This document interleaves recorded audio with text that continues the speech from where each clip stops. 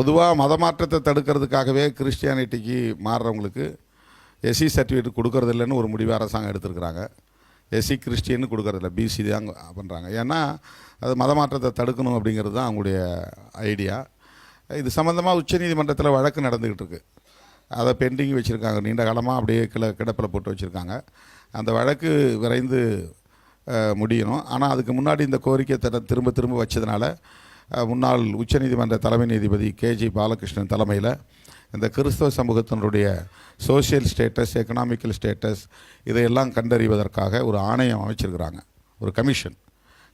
KG Balakrishnan தலைமையில் த converted Christians social ஸ்டேட்டஸை கண்டறியறதுக்காக. அந்த அறிக்கை வெளிவந்த பிறகு ஒரு தீர்வு கிடைக்கும்னு நாம் நம்புகிறோம். மத அளவிலான சாதி ஒதுக்கீடு இன்றைய அளவிலும் நிறையா தான் நடந்துட்டுருக்கு. பாபா சாஹேப் டாக்டர் அம்பேத்கர் அவர்கள் எப்பயுமே அழுத்தமாக ஒரு விஷயத்த சொல்லிக்கிட்டே இருப்பார், மத மாற்றம் ஒன்றே தலித் விடுதலைக்கு ஒரே வழி அப்படின்னு. அதுக்கு நீங்கள் என்ன நினைக்கிறீங்க? மாற்று கருத்தை சொல்ல முடியாதுல்ல.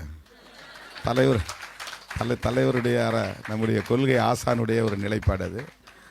அதில் இப்போ நாம் வந்து எல்லாம் மதம் மாறுங்கன்னு சொன்னால் நாளைக்கு சனாதன சக்திகள் முழுக்க திருமாவளவன் மதம் மாற சொல்கிறாரு அப்படிம்பாங்க. இதெல்லாம் நீங்கள் ரகசியமாக செய்ய வேண்டிய வேலைகள்.